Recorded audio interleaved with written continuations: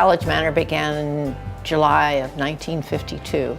It took over the buildings and grounds of Maryland College for Women, which began in 1853. In 1895, Gertrude Rausch from Baltimore was interested in this little school that offered an education for young ladies. She liked the approach, she liked the educational components, so she decided to buy the college and be the private owner of this college and continue with the kind of program that the Lutheran Church had set up. She kept up this educational endeavor until 1928, when things were getting financially shaky everywhere, and these two young men from Hopkins decided they wanted to buy the school, and they knew nothing about education, but they approached Mrs. Rausch, and she agreed to, however, they had set up the financial arrangements to buy the school. The story goes that Mr. Moore, who is my father, and Mr. Black, who were his partner, got into a card game, and Mr. Black lost. So my father took over the school. Mr. Black became Black of Black & Decker. He didn't lose a thing. He made himself provost of the college, and then he became president of the college. He realized he had no educational administrative background, and so he hired a gentleman who lived in the village of Lutherville, who had many years of educational administration experience, and asked him to help him out, which Colonel Metzger did for 20 years. My grandfather was entrusted with the students here, and the families from New York and other places would want to make sure that their daughters were well taken care of and that they were not going to date anybody of ill repute. So he would interview all the men who would come in to see the students, and he would interview them, and he would call up and he says, "Well, I think so-and-so would like to have a date with you today. What do you say?" And they could either say, "Oh yes, I'll be right down," or, "Oh, I'm sorry, I have the vapors." My mother and father met when my mother came to Maryland College for Women as a student from Long Island. They were married in 1931, and she gave up being a student and gave up being an agitator to him. Big scandal or such a wonderful thing to happen. He kept on saying that he said over time that he married her to keep her out of trouble, and knowing my grandmother, that had to have been true. And someone did dare her to ride a horse up the front marble steps of the building and through the door and into the chapel. I wasn't there, I can't verify it, but she swears it happened. He took care of the girls up until the early 1950s, when enrollment started to drop off for all women's schools at that particular point in time.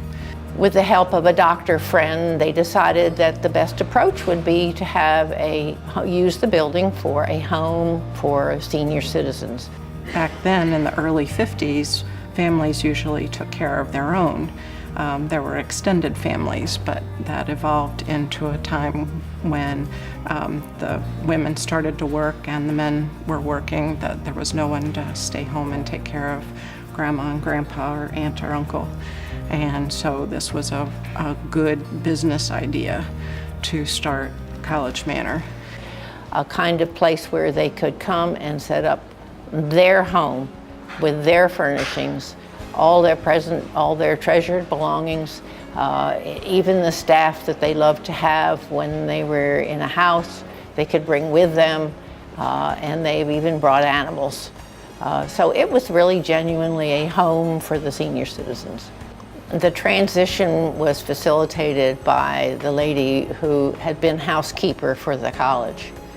She did a yeoman's job in seeing that all the rooms that were upstairs that the students had could become resident rooms. She hired the help, she hired the painter, she hired the floor people, and she supervised 24 hours a day between the middle of May, when the school closed, and the 1st of July, when we took in our first resident. I started work here in 1952 when starting with the brochure, and obviously I was in school at the same time.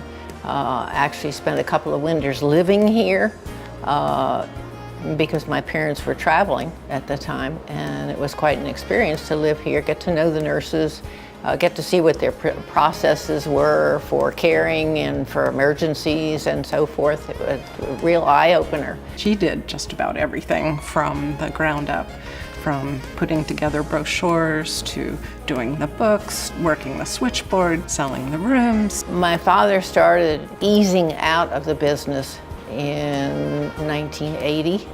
He had left everything as far as the administration to me. Before that, I guess he just wanted to check and be sure that I didn't have any problems that I needed him for. It was a very safe feeling to know that I had learned all of these things from him, and also from my experience with living here with the nursing staff. And she's a wonderful example of what a woman can do to keep a business vibrant and successful over so many years. It makes me feel very comfortable when my daughter came and joined us, that I just knew that she put her heart and soul into the business as I had. I had the pleasure of giving out mail from the time I was about 6 years old, to working as a nursing assistant, to working activities, to being a part of the lives in all the different departments. I was also very lucky that my son had come, and he's taking care of the buildings and grounds, and he knows them inside out, so I feel very comfortable having them both here.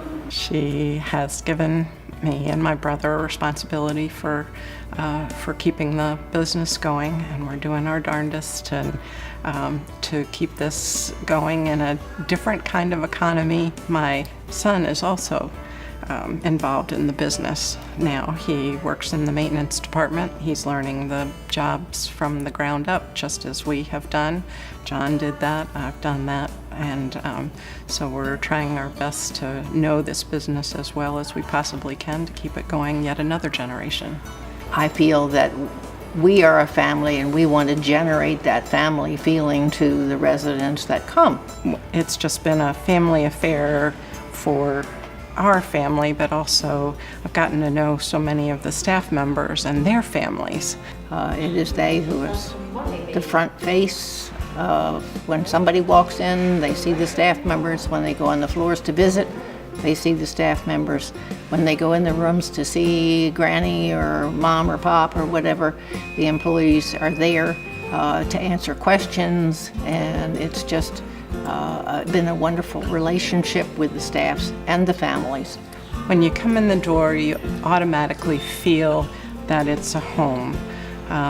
It's very grand when you look at it, but then there's a warmth from the minute you walk in the door to Jackie saying hello to you when you walk in. And Jackie is just a wonderful receptionist who has the nickname of the bartender, because everyone comes to her and tells her, what's going on with them, and it's just a comfortable way to start your day when you walk in the door. To Cindy and Jessica, another family that's been here at College Manor for generations. Cindy's mother worked here, Cindy's aunts worked here. Families feel comfortable coming here so that they want to be with their loved ones who live here. So it encompasses the family affair even more. So I hope to keep that whole energy going. Being here and not having to do all the things for mother or father or auntie or uncle or whomever, so that they can have a better relationship. And if they have a relationship like that, our relationship slips right in there hand in hand with the family. It's a comfortable place, a family place.